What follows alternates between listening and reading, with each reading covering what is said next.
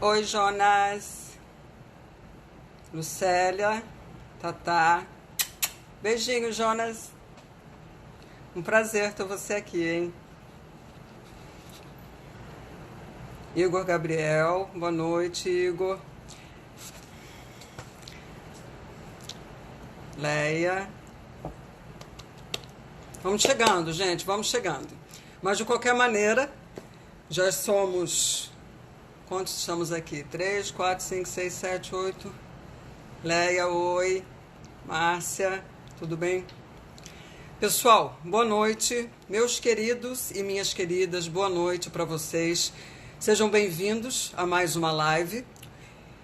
Aconteceu um imprevisto, quem viu nos stories, que na terça-feira eu tive um probleminha que eu não consegui resolver e eu não queria entrar de uma maneira tumultuada. Então, realmente, eu preferi colocar para hoje, para fazer de uma forma tranquila e realmente interagir com vocês. Então eu peço desculpas, porque eu falei que seria na terça e acabou sendo na quinta. Mas será sempre às terças-feiras, às 21 horas. Só se eu cair de cama, gripada, perder a voz, a Juju vai entrar, sempre vai avisar vocês, caso isso ocorra, para vocês ficarem cientes de quando será a live.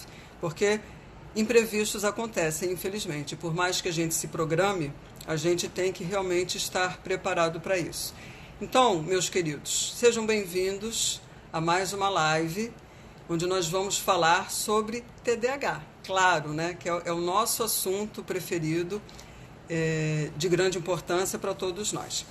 Então, Aline, tudo bem, Aline? Olga, Torres Heloíse.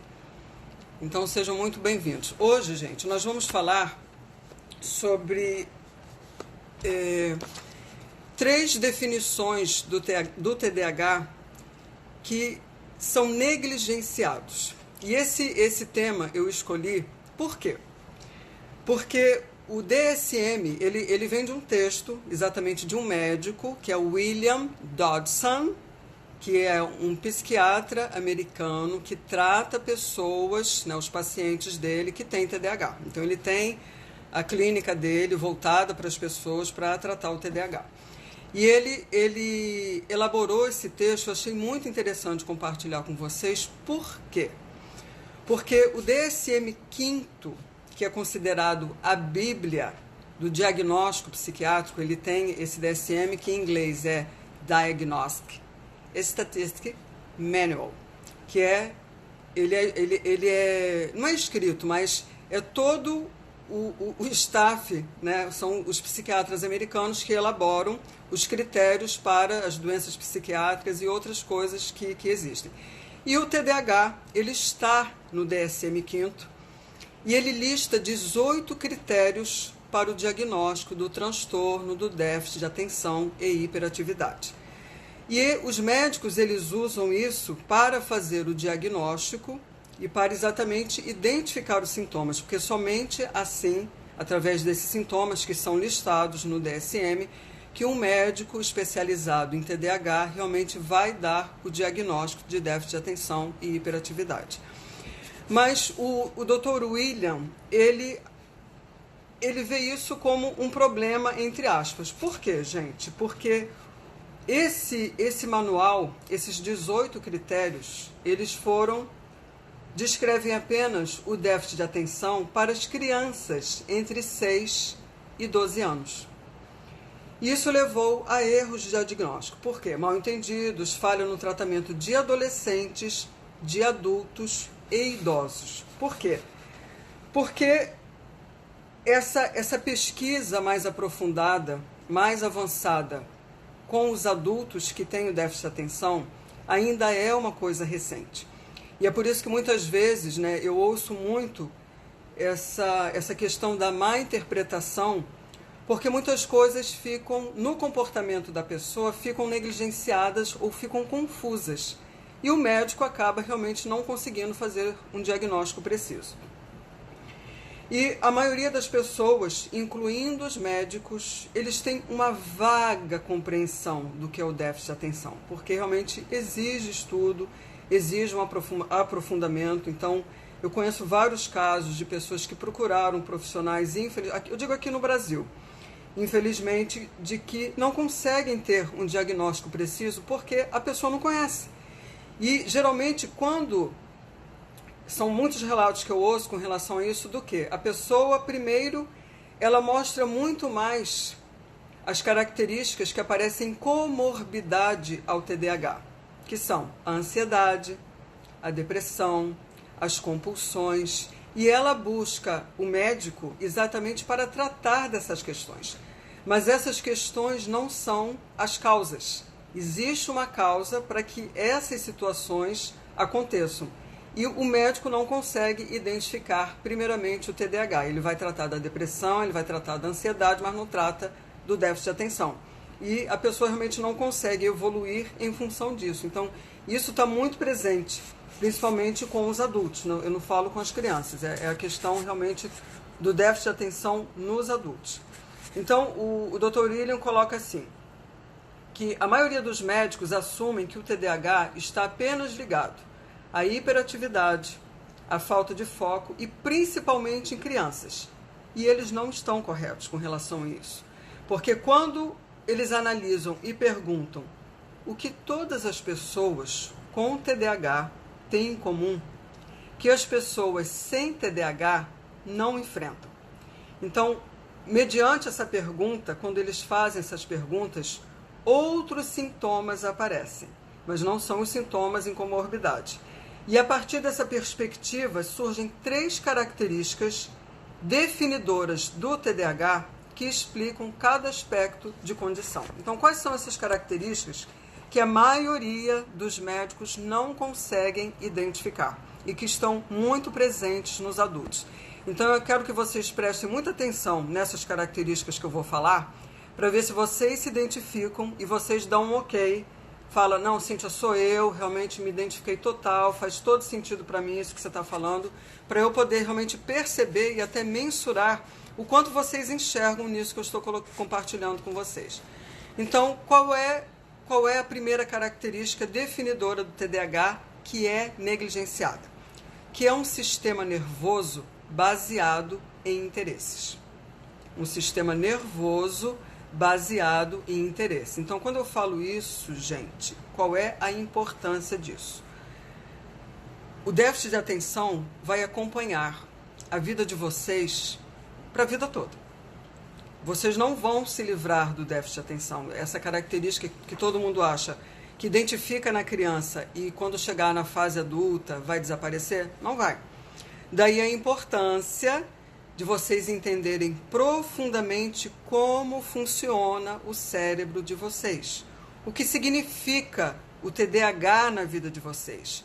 O que o déficit de atenção acarreta em termos de dificuldades, em termos de maiores esforços que vocês precisam imprimir para conseguir algo que vocês desejam. Porque a gente volta àquilo. Coisas simples para outras pessoas que não têm, é muito fácil dizer, eu volto a falar, é muito fácil uma pessoa que não tem o déficit de atenção falar para uma que tem. Basta você se esforçar, basta você focar mais. Ah, mas é só você se organizar, é só você se planejar mais que você vai conseguir. Não é? Por quê? Porque é um sistema nervoso que está baseado em interesses. É mais ou menos isso, está baseado em interesses. Não é falta de esforço, não é preguiça, não é nada disso. É porque o mecanismo, a química aqui é totalmente diferente. A segunda condição é uma hiperestimulação ou hiperexcitação emocional. E a terceira, que a sigla em inglês é RSD e em português é disforia sensível à rejeição. Então eu vou explicar cada uma dessas características para ver se vocês se encaixam, se isso está presente na vida de vocês, se faz sentido para vocês. Tá bom, gente? Então, primeiro, eu vou falar do sistema nervoso baseado em interesses. O que é esse sistema? Então, um sistema nervoso baseado em interesses começa exatamente pelo nome. Déficit, transtorno de déficit de atenção e hiperatividade. Então, o TDAH, ele não causa um déficit de atenção. Vocês conseguem ter atenção com aquilo que vocês gostam? Sim. Na verdade, ele causa uma instabilidade na atenção. O déficit de atenção não é falta de atenção, é porque o seu cérebro causa uma instabilidade na atenção. E essa atenção, ela só é ativada em determinadas circunstâncias. E essas circunstâncias geralmente estão atreladas ao interesse. Então, o que as pessoas com déficit de atenção costumam dizer quando elas entram no ritmo, né? Quando elas conseguem se engajar? Essa é uma forma de descrever um estado que eu já comentei com vocês, que é um padrão muito comum também nas pessoas que têm, que se chama hiperfoco. As pessoas ficam numa concentração intensa numa tarefa específica, durante o qual a pessoa ela sente que ela pode realizar qualquer coisa. Só que, na verdade, ela fica concentrada e pode perder também a noção do tempo que passou, não porque alguém te pediu algo, porque teu chefe está te pressionando a fazer coisas, ou porque você tem um prazo para fazer coisas. Não. Esse hiperfoco, essa atenção intensa em algo, é porque é algo que tem interesse para você. É algo que te dá prazer. Então, quando isso acontece, o teu cérebro, que é um sistema nervoso que está baseado em interesses, ele consegue focar. Ele consegue dar a devida atenção àquilo que você está fazendo, porque é do seu interesse. E daí a dificuldade de focar, de ter interesse, de prestar atenção em algo que não é prazeroso, em algo que realmente, para ela, engatar a primeira, ela realmente não consegue, porque não tem interesse. Então, o sistema nervoso de quem tem TDAH é baseado em interesses e não na importância ou na prioridade dessa tarefa ou de qualquer coisa que você esteja fazendo.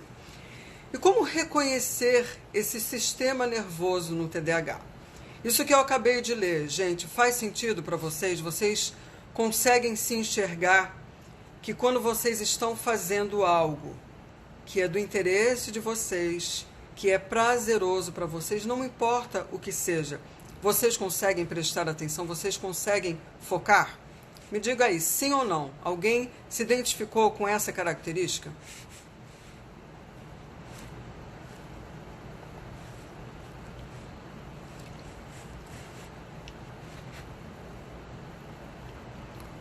Ninguém respondeu. Mas tudo bem. Então, gente, a Ju faz total sentido. Você pode dar um exemplo, Ju? Quando você consegue hiperfocar?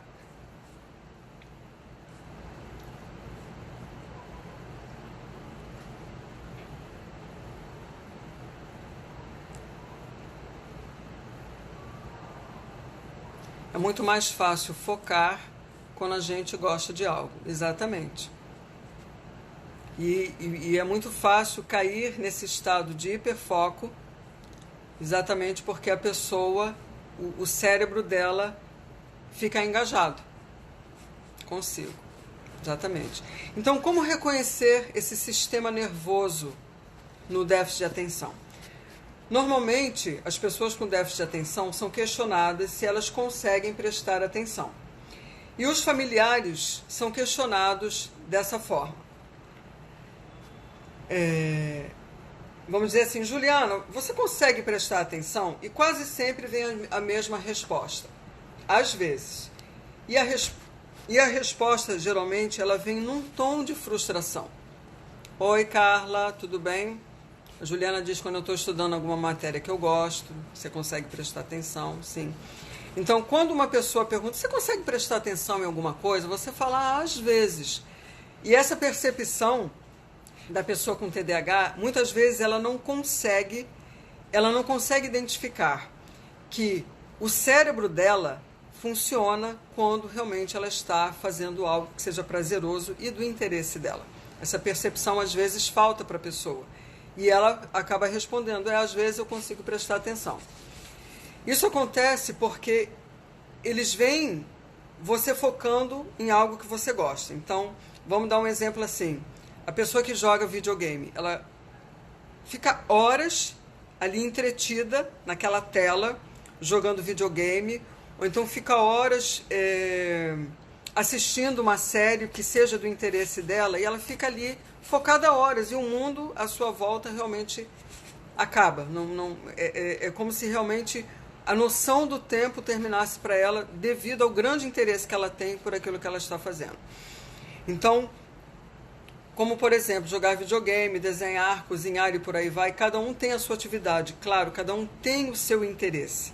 E isso vai variar de pessoa para pessoa. Não é todo mundo que gosta de videogame. Mas tem pessoas que conseguem realmente entrar nesse modo de hiperfoco e não percebem que estão nesse modo de hiperfoco. Então, as pessoas, quando, vamos dizer assim, os pais de uma criança ou mesmo de um adulto que tenha TDAH, né? Um marido e uma mulher. E esse marido ou essa esposa fica realmente hiperfocado numa situação que para ela é extremamente prazerosa, e a outra pessoa que não tem não consegue entender a incapacidade que ela tem de manter o mesmo foco em outras tarefas. E elas acabam interpretando isso como egoísmo, como preguiça, e não é. É simplesmente o seu cérebro, é o seu sistema nervoso que é baseado em interesses.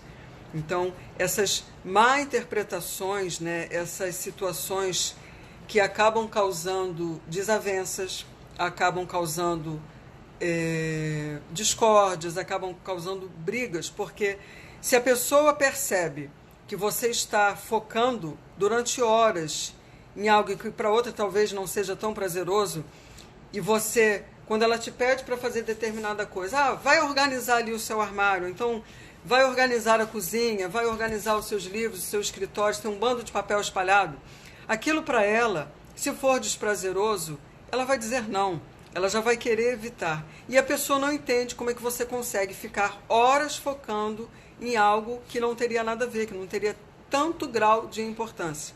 E esses mal entendidos, essas má interpretações ocorrem muito, infelizmente. Por quê? Porque a pessoa não entende que o cérebro do TDAH é um cérebro que está baseado em interesses. Então, como que as pessoas deveriam perguntar? Seria assim: você já conseguiu focar e permanecer focado em algo? E depois, quando você está focado, já encontrou algo que não conseguiu fazer? Porque o déficit de atenção, apesar do nome, não significa que a pessoa não consiga focar. Ela consegue focar, mas somente naquilo que dá interesse a ela. Então, qualquer um que tem o TDAH vai responder assim: eu sempre consigo fazer alguma coisa que eu queira, desde que essa coisa me envolva com interesse, desafio, novidade, urgência ou paixão. Então, isso é muito comum. Realmente, daí a importância de, até na questão de buscar uma carreira e muitas vezes até um trabalho, a pessoa ela precisa fazer aquilo que ama. Ela dificilmente ela vai conseguir se engajar, ela vai conseguir se entregar, ela vai conseguir se aprofundar se ela não fizer aquilo que tem a ver com os interesses dela, com a natureza dela e com o cérebro dela. Ela não vai conseguir de forma alguma. Então ela vai ficar pulando de emprego em emprego, ela fica nas tentativas de empregos em empregos, ou então faz uma faculdade que não tenha nada a ver com ela, e ela acaba se frustrando, e ela realmente não vai conseguir brilhar. Ela não vai conseguir se desenvolver e mostrar todo o potencial que ela tem. Então, essa descoberta de como você é, do que você ama, não importa o que seja, não importa se você é uma artista, não importa se você é um músico, se essa é a sua paixão, você vai brilhar nessas áreas. Se você é um empresário, você vai brilhar nessas áreas. Se você ama vender, você vai brilhar nessa área. Mas é buscar realmente algo que realmente se adapte à sua maneira de ser, que tenha a ver com os seus interesses. É assim que você vai brilhar, fazendo realmente aquilo que você ama, que você tem paixão. Então, o que você pode fazer para gerenciar esse sistema nervoso baseado em interesses? Você precisa criar, primeiro, um plano eficaz para gerenciar o seu déficit de atenção. E normalmente ele tem duas partes. quais seriam essas partes? A medicação, que ela equilibra a parte neurológica. Então, quando eu digo que o tratamento do déficit de atenção é um tratamento multimodal, quer dizer, ele tem várias questões a serem tratadas, o remédio, ele tem um grande peso, ele faz parte realmente do tratamento, porque ele vai minimizar os sintomas do déficit de atenção. Ele vai minimizar a falta de foco, ele vai minimizar a impulsividade, ele vai minimizar a hiperatividade, mas essas outras questões, que são habilidades que você precisa desenvolver, o remédio não vai lhe dar. Então, daí a necessidade de você realmente desenvolver estratégias para que você possa gerenciar essa característica sua, que é um sistema nervoso baseado em interesses. Os medicamentos estimulantes, eles são muito bons para evitar que as pessoas com TDAH se distraiam quando estão engajadas, mas elas não desenvolvem em você a habilidade de como você pode se engajar e permanecer engajado. Por quê? Porque a maioria dos sistemas de planejamento e de organização é construído para pessoas que utilizam a importância e o tempo para estimularem a sua motivação. Então, uma pessoa que não tenha o déficit de atenção, se ela tem um tempo curto para exercer, para finalizar uma tarefa, ela vai levar isso em consideração e vai ser um fator motivador para que ela conclua aquela tarefa. Então, eu tenho pouco tempo, eu tenho um prazo para entregar determinado trabalho, ela vai realmente se comprometer e vai conseguir fazer e vai conseguir focar, por causa do tempo. E isso é um fator realmente de motivação. E também o grau de importância que essa tarefa tem. Só que a pessoa que tem o déficit de atenção, que tem esse sistema nervoso baseado em interesses, isso não vai ter um peso grande para ela. Então, por isso você deve esquecer esses métodos tradicionais e criar o seu próprio método, que desperte o seu interesse e que tenha notado como e quando você consegue focar. Dessa maneira, você poderá criar essas circunstâncias antes de começar a fazer algo. Boa noite, Thaís, querida, bem-vinda. Tudo bem, minha querida? Então, o que eu quero dizer com isso, gente?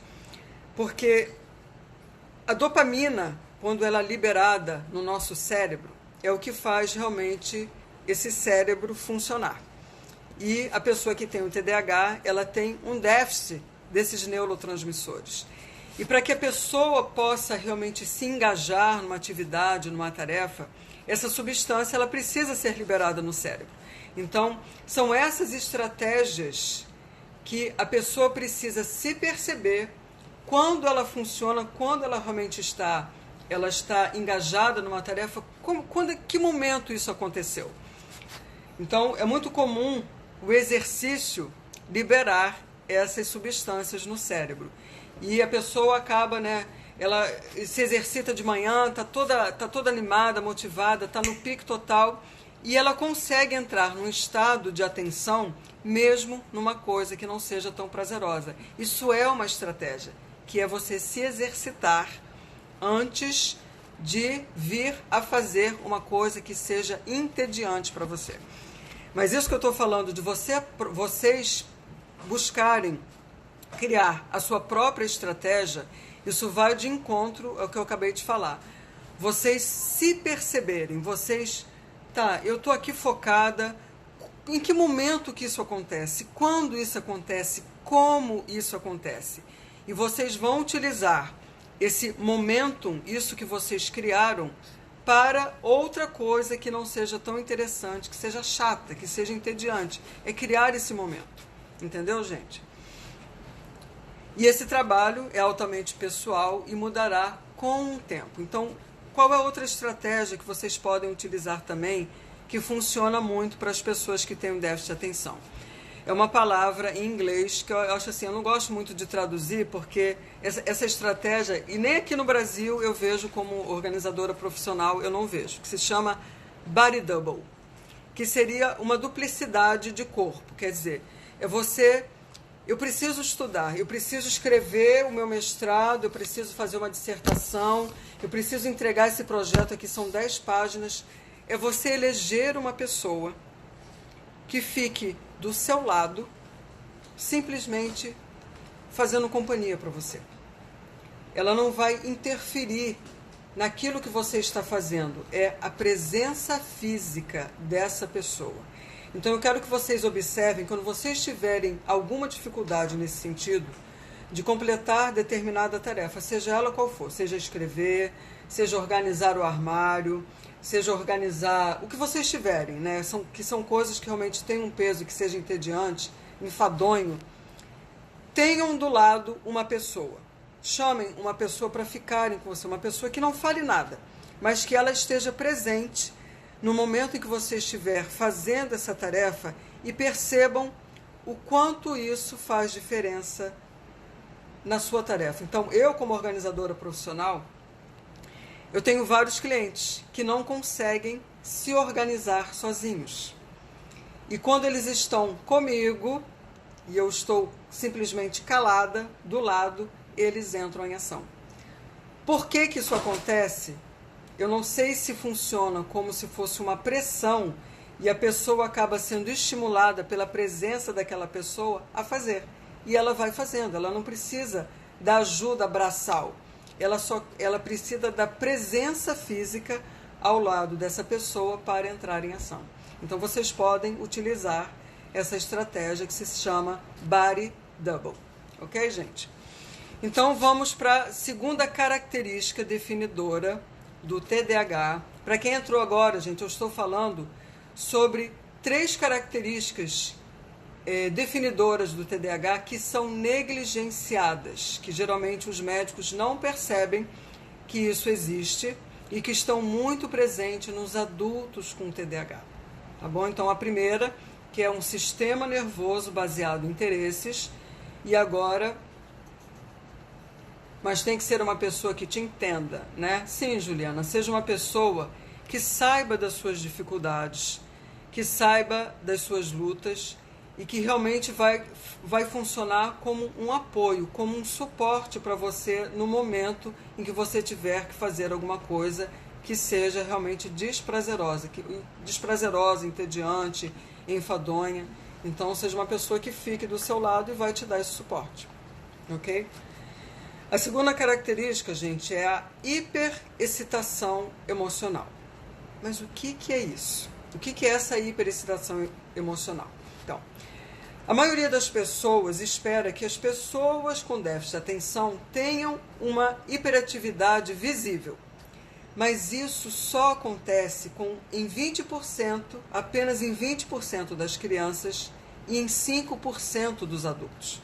Essa hiperatividade, ela não é... Na criança, ela é muito mais motora, a hiperatividade. É aquela criança inquieta, é aquela criança que realmente não para quieta no local. Na sala de aula, ela não consegue... Ela está sempre agitada, balançando a perna, balançando a mãozinha, mexendo nas coisas. Ela é aquela criança inquieta mesmo. Então, isso aparece apenas em 25% das crianças e em 5% dos adultos. O resto das pessoas, o que ela experimenta? O que é essa hiperexcitação emocional? Ela experimenta um sentimento interno de excitação. E quando os médicos, os pesquisadores perguntam sobre isso, o que elas respondem? Eu estou sempre tensa. Eu nunca consigo relaxar. Eu não consigo simplesmente sentar na sala e assistir TV com o resto da minha família. Eu não consigo desligar o meu cérebro e o meu corpo para dormir à noite. Eu deito na cama e começam os pensamentos, começa aquela agitação. Muitas vezes vem aquele pique de produtividade, aquele momento que a pessoa quer, ela não se desliga. Então, essa hiperexcitação emocional, ela vem dessa maneira. Então, a gente sabe que as pessoas com déficit de atenção, elas têm pensamentos e emoções intensas. muito mais do que uma pessoa que não tenha o déficit de atenção. São mais intensos, são mais sensíveis, são muita emoção, são altamente criativos e essa oscilação, essa intensidade, o que significa? Que os momentos de alegria serão sempre muitos momentos de alegria, serão muito altos, e os momentos de tristeza, os momentos de frustração, eles vêm na mesma intensidade, então você realmente vai para baixo. Então o que é alto fica muito alto e o que é baixo realmente se torna muito baixo. Isso significa que você pode experimentar tanto a felicidade quanto a crítica com mais intensidade do que as outras pessoas que não tenham o déficit de atenção. E como reconhecer essa hiperexcitação emocional? Então, o Dr. William, ele diz assim, que os médicos, eles são treinados para reconhecer os transtornos de humor e não a intensidade do humor que acompanha o TDAH. Então, são coisas diferentes. Eles reconhecem os transtornos do humor, mas eles não conseguem mensurar a intensidade do humor que acompanha o déficit de atenção. Então, primeiramente, muitas pessoas com déficit de atenção são diagnosticadas erroneamente com um transtorno de humor. Daí a importância de levantar essas questões, que foi o que eu falei no início. Os médicos acabam vendo outras situações que acompanham o déficit de atenção, mas não conseguem diagnosticar o déficit de atenção. Então, em média, o que acontece quando a pessoa realmente vai buscar uma ajuda?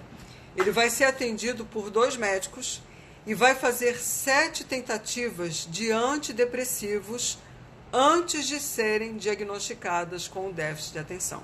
Então, isso eu já vi muito de profissionais que acabam detectando a ansiedade, acabam detectando a depressão, mas a causa, a raiz realmente dos problemas que essa pessoa enfrenta, das situações desafiadoras, é o déficit de atenção.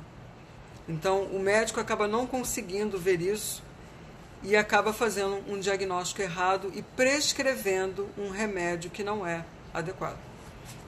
Então, o que são os transtornos do humor? Eles são caracterizados por estados que assumem vida própria, quer dizer, eles estão separados dos eventos da vida de uma pessoa. Ele simplesmente tem aquela mudança de humor, não tem a ver com um acontecimento na vida dessa pessoa. E geralmente duram mais de 2 semanas. Já no déficit de atenção, o humor, ele quase sempre é desencadeado por eventos e percepções de algo, mas são resolvidos muito rapidamente. São totalmente normais, exceto pela intensidade que é dada. Então, são aquelas pessoas que, devido a essa intensidade das emoções, da intensidade dos pensamentos, também vão ter esse humor na mesma proporção. Vai ser intenso. E isso não é diagnosticado. Então, é sempre visto como um transtorno do humor. Então, ela pode aparentar como se fosse uma depressão, e não é uma depressão. É exatamente algo que desencadeou, e a emoção, ela tem um papel muito importante na pessoa que tem o déficit de atenção, que é outro campo também que ainda está sendo aprofundado nos estudos, nas pesquisas, o quanto a emoção tem um papel muito importante na vida da pessoa que tem o TDAH. Então, ao invés de... os médicos, eles devem perguntar: quando você está chateado, você frequentemente supera isso rapidamente? Você sente que não pode se livrar de um certo pensamento ou ideia quando quer? Então, essas seriam as perguntas para a pessoa realmente poder fazer uma análise do que acontece com ela. Porque quando a pessoa... vamos dizer assim, a pessoa fica bem-humorada e daqui a pouco ela entra num mau humor. Eu vejo muito isso com as pessoas que têm o déficit de atenção, que a gente diz assim, o tempo fecha. Por quê? Alguma coisa contrariou essa pessoa, quer dizer, um evento, uma situação, contrariou essa pessoa e o humor dela muda realmente da água para o vinho. Ela muda de repente. Que isso não tem a ver com o transtorno do humor. É a intensidade do humor que está no déficit de atenção. Isso é a hiperexcitação emocional. E o que você pode fazer para gerenciar essa hiperexcitação emocional? Então, para neutralizar sentimentos de vergonha e baixa autoestima, as pessoas com déficit de atenção precisam do suporte de outras pessoas que de fato acreditem nelas, mostrando o quanto elas são boas. Então, realmente, é você contar com um pai, com um irmão mais velho, um professor, um vizinho ou até mesmo um mentor, para que ele te entenda. Então, ele vai saber valorizar, ele vai saber valorizar a sua pessoa e dizer o quanto você é bom, o quanto você é capaz, especialmente quando as pessoas estão fazendo algo que não estão dando certo. Então, isso me vem a lembrança do quê? Deixa eu tomar um golinho d'água.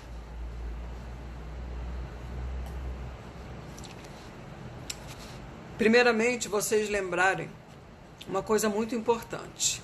Vocês dizerem para vocês assim, eu vou falar para vocês, você não é o seu TDAH.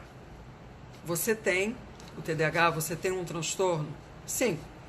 Você precisa aceitar esse transtorno para aprender a viver melhor? Sim. Quanto mais rápido você fizer, melhor será para você. Mas é importante você saber separar a pessoa que você é do que você tem, da ação que você tem. Porque o fato de você ter dificuldades em determinadas funções executivas, isso não quer dizer que você não seja boa. Isso não quer dizer que você não é capaz de realizar algo bom. Pelo contrário, você tem uma dificuldade? Tem.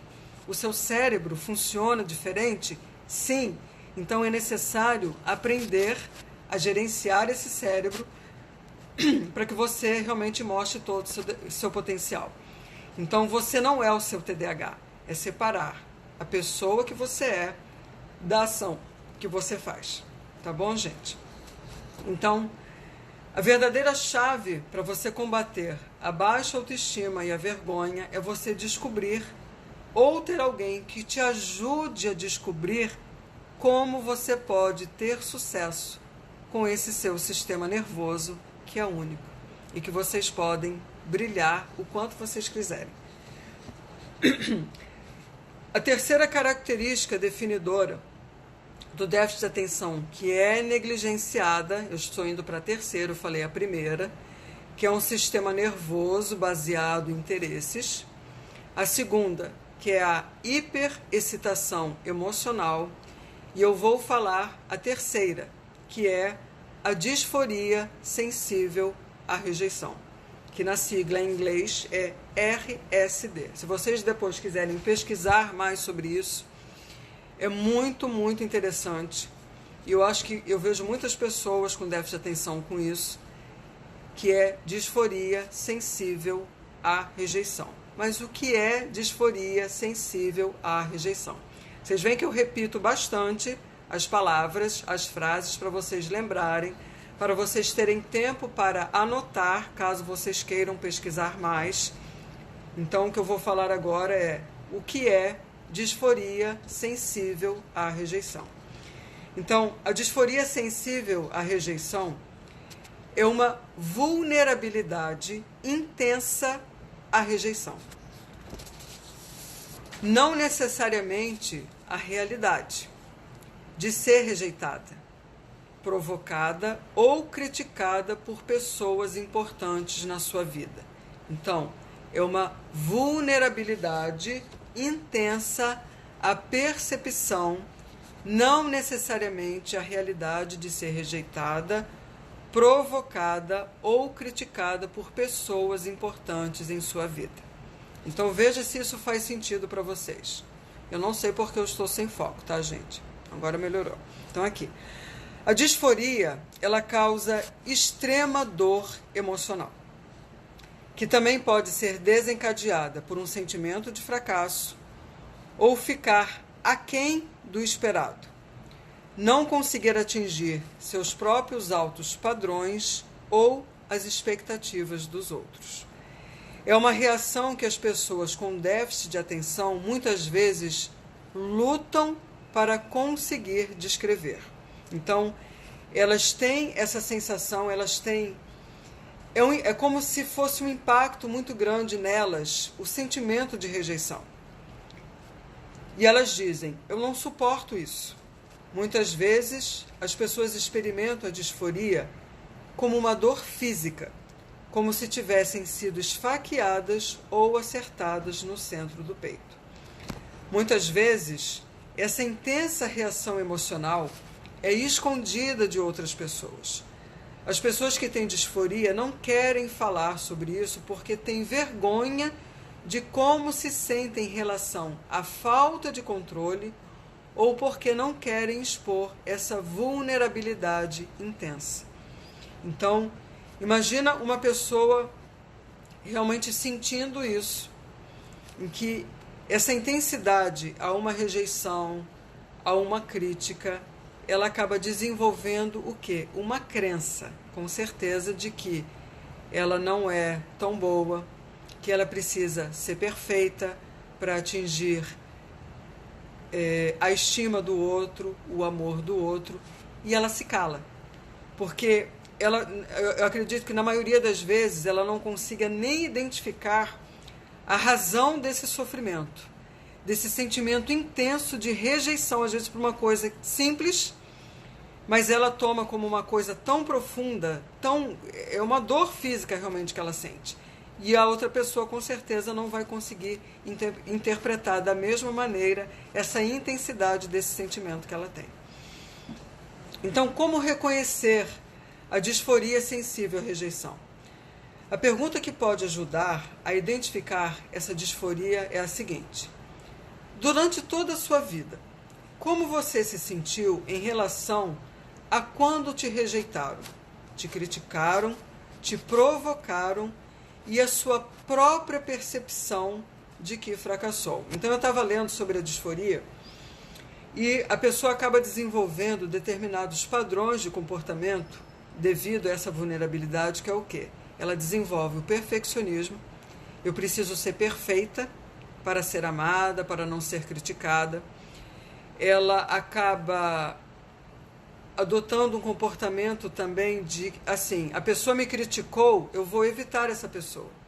Eu não vou entrar em contato com essa pessoa porque ela me critica, então ela me incomoda, eu não vou falar com essa pessoa.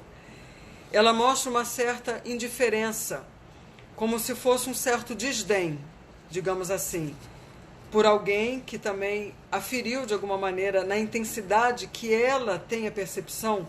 Não que o comentário que a pessoa tenha falado, ou a frase que ela tenha dito, ou qualquer outra coisa que tenha sido direcionada à pessoa que tenha disforia, seja realmente tão intenso.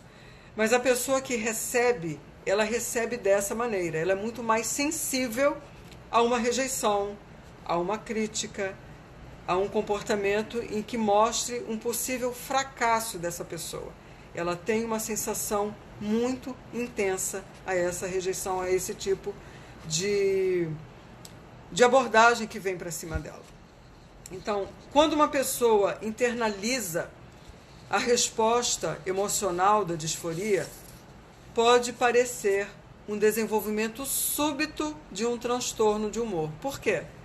Porque ela fecha a cara, ela fica mal-humorada e ela se tranca no mundo dela. Então ela vai mudar de humor, ela vai mudar de comportamento, e a outra pessoa que está com ela não vai entender isso, não vai compreender isso. E quando a resposta emocional da disforia é externalizada, ela vai ter um comportamento geralmente agressivo. Ela vai ter um flash de raiva, ela vai mostrar realmente toda a intensidade desse sentimento que ela tem, só que de uma maneira que não vai ser agradável. E também acaba causando atritos e mal-entendidos, porque nem ela consegue perceber o seu próprio comportamento e nem a outra pessoa que está convivendo com ela, que está ali do lado dela, também vai entender a reação dela. Então, essa vulnerabilidade intensa à rejeição, à crítica, à censura, tanto a pessoa que tem essa vulnerabilidade, que tem a disforia, muitas vezes ela não consegue interpretar, ela não consegue descrever esse sentimento intenso que ela tem, e a pessoa também que convive com ela também não vai entender. Mas é um problema que existe e que a gente precisa realmente, caso vocês se identifiquem com esse tipo de padrão de comportamento, que vocês acabam levando tudo para um extremo, né? E vocês acabam ouvindo assim, mas você é tão dramática, você sente com tanta intensidade as coisas, por que fazer tanto drama? A pessoa sente assim. Não é que ela queira sentir, ela simplesmente sente. E isso realmente tem tratamento. Então, algumas pessoas, elas evitam a rejeição, tornando-se pessoas agradáveis. É também uma estratégia que ela faz para ser aceita, ela acaba sendo, eu tenho que fazer tudo que a outra pessoa faz. Isso também não é uma coisa funcional para ela. É uma coisa que também não vai ser legal e não vai ser saudável para ela. Porque ela acaba se anulando, ela acaba realmente colocando um véu sobre os sentimentos que ela tem. E ela precisa saber expressar esses sentimentos de uma maneira assertiva, de uma maneira que a outra pessoa possa compreender a dor que ela está passando naquele momento. E outras simplesmente desistem e optam por não tentar, porque fazer qualquer esforço provoca muita ansiedade. Então, caso vocês queiram estudar um pouco mais, se aprofundar sobre esse tema, que é a disforia sensível à rejeição. E caso vocês se identifiquem com esse padrão de comportamento, é bom que vocês falem com o médico de vocês, um psiquiatra, porque existe um tratamento medicamentoso para isso, que eu estava pesquisando, mas eu não quero falar sobre medicamento aqui, até porque eu não sou médica, para poder prescrever remédios. Então, o tema de hoje foi exatamente esse. São as 3 definições do TDAH que são negligenciadas. Então, a Juliana pergunta aqui, você acha que a comunicação assertiva ajuda nesses momentos em que nós, com TDAH, nos sentimos rejeitados? Juliana, com certeza, toda comunicação ela precisa ser assertiva, sendo que as pessoas com déficit de atenção, elas têm muitas dificuldades em se comunicar, em colocar de uma maneira clara e assertiva e objetiva, porque vocês não são racionais, vocês geralmente são pessoas extremamente emocionais, então há uma grande dificuldade em ter uma comunicação assertiva. E mesmo quem não tem o déficit de atenção, é uma habilidade, a comunicação é uma habilidade a ser desenvolvida. A gente aprende a se comunicar de uma maneira assertiva. Isso é treinar. É exatamente treinar para que você fale dos seus sentimentos, você fale das suas dores e não acuse o outro. Então isso é uma habilidade que pode ser desenvolvida sim, que é a comunicação assertiva. Pessoal, são 10 para as 10. O tema da live de hoje acabou. Eu espero que vocês tenham gostado. Eu espero que tenha sido instigante para vocês. Caso vocês queiram deixar qualquer comentário, se gostou, se não gostou, se vocês quiserem dar sugestões de temas para nós conversarmos aqui, por favor, podem mandar pelo direct o que vocês gostariam de ouvir mais.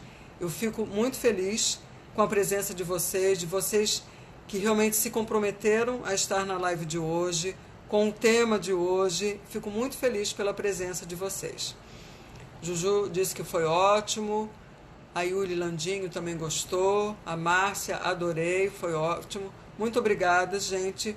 E eu vou deixar na próxima terça-feira que vem, se vocês quiserem deixar um tema que vocês gostariam de fazer, para que eu falasse, por favor, coloquem no direct. Anice, cheguei tarde, mas vou ver o replay. Veja o replay, Nice, que fica 24 horas no Stories. A Thaís amou, o Daniel, excelente, Thaís agradece. Meus queridos TDAHs, eu que agradeço pela presença de vocês. Eu faço isso para vocês, para mostrar para vocês o quanto vocês podem brilhar, o quanto vocês podem realmente extrair do íntimo de vocês tudo de bom que vocês têm. Vocês só precisam ver e descobrir que tudo tem uma estratégia. Tudo que é desafiador para vocês tem uma maneira de contornar, de driblar e de vocês brilharem. Como eu digo, o céu é o limite para vocês. Tá bom? Fiquem com Deus, meus queridos. Uma boa noite para vocês e até a próxima terça-feira. Um beijo grande no coração de vocês.